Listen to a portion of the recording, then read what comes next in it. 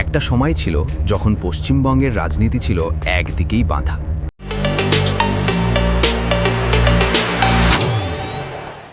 ৩৪ বছরের অটল শাসন, একটাই রং, একটাই আওয়াজ, একটাই ছায়া।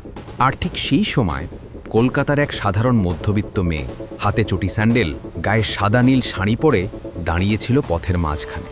বলেছিল পরিবর্তন চাই। কেউ বিশ্বাস করেনি, কেউ ভাবেনি, কিন্তু ইতিহাসের পাতায় সেদিনটাই ছিল সবচেয়ে বড় টার্নিং পয়েন্ট। আজ আমরা দেখব কিভাবে মমতা বন্দ্যোপাধ্যায় একা হাতে বদলে দিয়েছিলেন পশ্চিমবঙ্গের রাজনৈতিক ভবিষ্যৎ। পশ্চিমবঙ্গের এক খুব সাধারণ মধ্যবিত্ত পরিবারে ১৯৫৫ সালের ৫ই জানুয়ারি জন্ম নেন মমতা বন্দ্যোপাধ্যায়। মাত্র ৯ বছর বয়সে বাবাকে হারান। এটাই ছিল তার জীবনের প্রথম বড় ঝড়। কঠিন বাস্তবতা তাকে খুব ছোটবেলাতে শিখিয়ে দেয় লড়াই না করলে বাঁচা যায় না।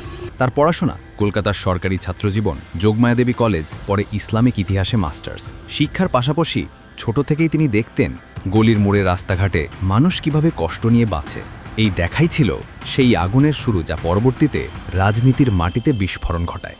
মাত্র তরুণী বয়সেই কংগ্রেসে যোগ দেন। ১৯৭৬ থেকে ৮০ সালের মধ্যে হন মহিলা কংগ্রেসের সাধারণ সম্পাদক।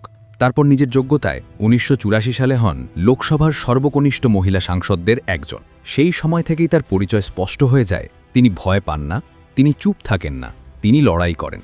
কিন্তু কংগ্রেসের ভিড়ে তার কণ্ঠস্বর বারবার থেমে যাচ্ছিল, কারণ তিনি সিস্টেম বদলাতে চাইতেন, আর সিস্টেম তাকে বদলাতে দিচ্ছিল না। এটাই ছিল পরিবর্তনের ঝড় আসার আগে শেষ শান্তি। ১৯৯৭ সাল বাংলার রাজনীতির এক কালজয়ী বছর, যেদিন কংগ্রেস ছেড়ে অল ইন্ডিয়া তৃণমূল কংগ্রেস গঠন করলেন মমতা বন্দ্যোপাধ্যায়।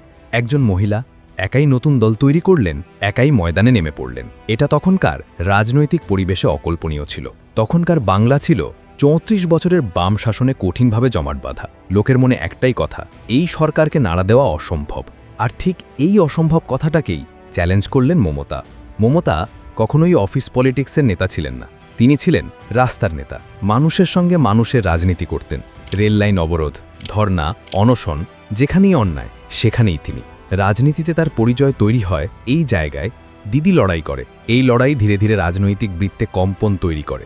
সেই কম্পনই পরবর্তীতে রাজনৈতিক ভূমিকম্পে বদলে যায়। সাল ২০১১। বাংলা প্রস্তুত ছিল এক অভূতপূর্ব সিদ্ধান্তের জন্য।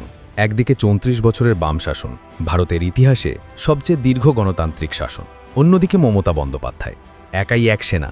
নির্বাচনের ফল ঘোষণার দিন বাংলার আকাশে যেন অন্য রং ছড়িয়ে পড়ল।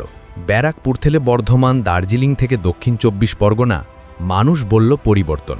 আর ঠিক সেই দিন এক সাধারণ মধ্যবিত্ত বাংলার মেয়ে হয়ে উঠলেন পশ্চিমবঙ্গের প্রথম মহিলা মুখ্যমন্ত্রী।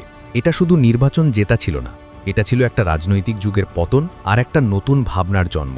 মমতা বন্দ্যোপাধ্যায়ের প্রশাসনিক ধরন ছিল স্পষ্ট, মানুষকে আগে, রাজনীতি পরে। সরকার চালিয়েছে একাধিক জনমুখী প্রকল্প। এই সময়তেই তার জনপ্রিয়তা সর্বোচ্চ ওঠে। কিন্তু সমালোচনার ঝড়ও কম ছিল না। বিরোধীরা প্রশ্ন তুলেছে, বিতর্ক তৈরি হয়েছে, তবুও তার লড়াই থামেনি। তিনি থেকে গেছেন দিদি, যিনি লড়াই করেন, যিনি সিদ্ধান্ত নেন, যিনি ভয় পান না। মমতা বন্দ্যোপাধ্যায় বাংলার রাজনীতিকে শুধু পাল্টাননি, রাজনীতির ধারণাটাকেই বদলে দিয়েছেন। তিনি দেখিয়েছেন একজন মধ্যবিত্ত বাঙালি মেয়ে চাটি স্যান্ডেল পরে কোনো বড় রাজনৈতিক পরিবার ছাড়াই একাই পরিবর্তন আনতে পারে।